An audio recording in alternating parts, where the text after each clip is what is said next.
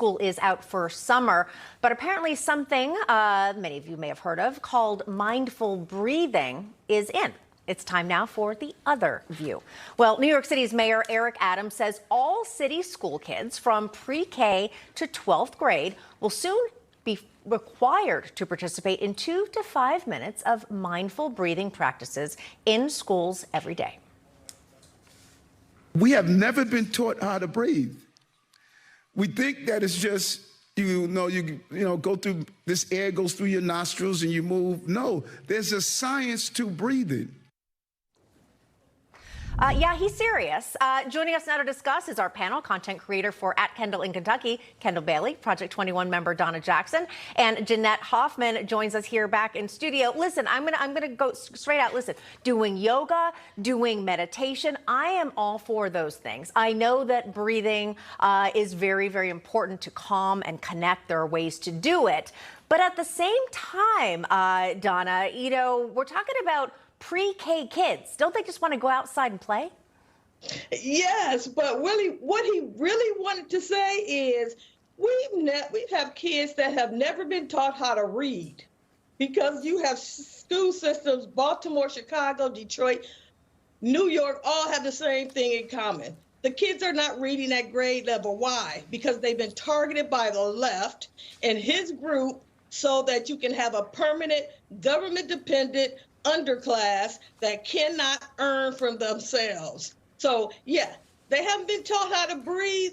They haven't been taught how to read, and that should be the first step. Yeah, Kendall, it seems like priorities get further and further out of whack, no matter what city you're talking about in this country. Yes, I feel like these administrators, these schools are mandating these children to do whatever they want, whenever they want. Any of the children whose families can't afford public school have to do these things. And it's absolutely ridiculous. And this is, to me, why we need school choice. My children, thankfully, know how to breathe on their own. That's something that we believe that God has just instilled in us. We truly can do that on our own.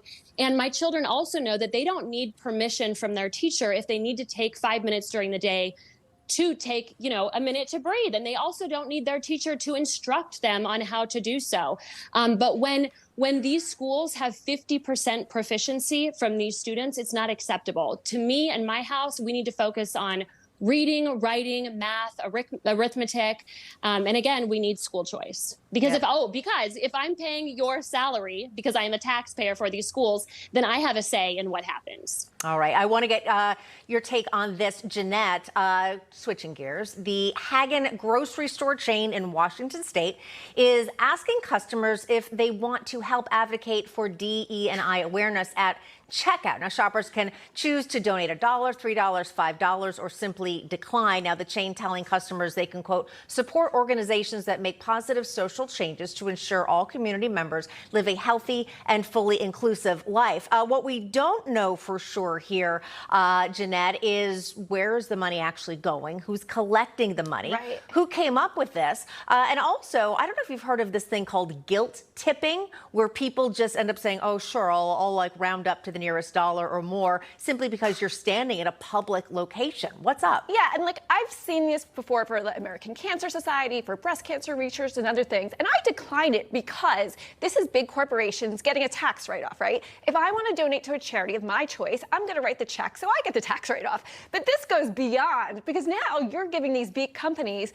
a tax write-off for their woke DEI charity of their own choice. So I think this is going to really alienate a lot of customers who are going to say, heck no, and by the way, I'm not going to shop at your store anymore. Yeah, there's something, it's very uncomfortable about it, Donna. I mean, whatever the cause is for, I was at a little home store over the weekend, and there were people cheering as shoppers gave donations for a kids' charity, which sounds like a wonderful thing, but there is something where you feel forced, you feel uncomfortable. I overheard a woman saying, no, I was already in here last night. I already donated, so no, thank you. And then everyone goes quiet and stares at her.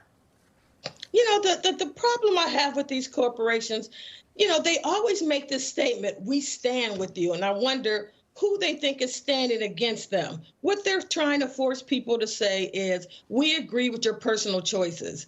Listen, if I don't think a Ford pickup is the best choice for your family, I'm not being hostile and I'm not creating violence toward you.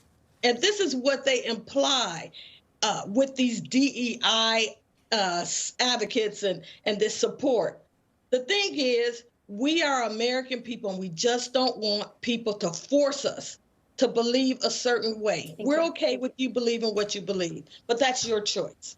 Kendall, final words. When I've had a long day and I'm at the grocery store with all of my children running up and down the aisles and I've got a child on my hip, the last thing you want to do is ask me for a donation to something after I'm already paying, 2-3 times more what I should be paying for groceries because of the Biden administration. I think these are personal decisions that people need to make. Between husband and wife. And I like to personally research the cost of these things. How much money is going towards the organization? How much money is going to the grocery store for having this on their screen? It's wild. All right. Kendall Bailey, Donna Jackson, thanks so much for joining us. And Jeanette Hoffman.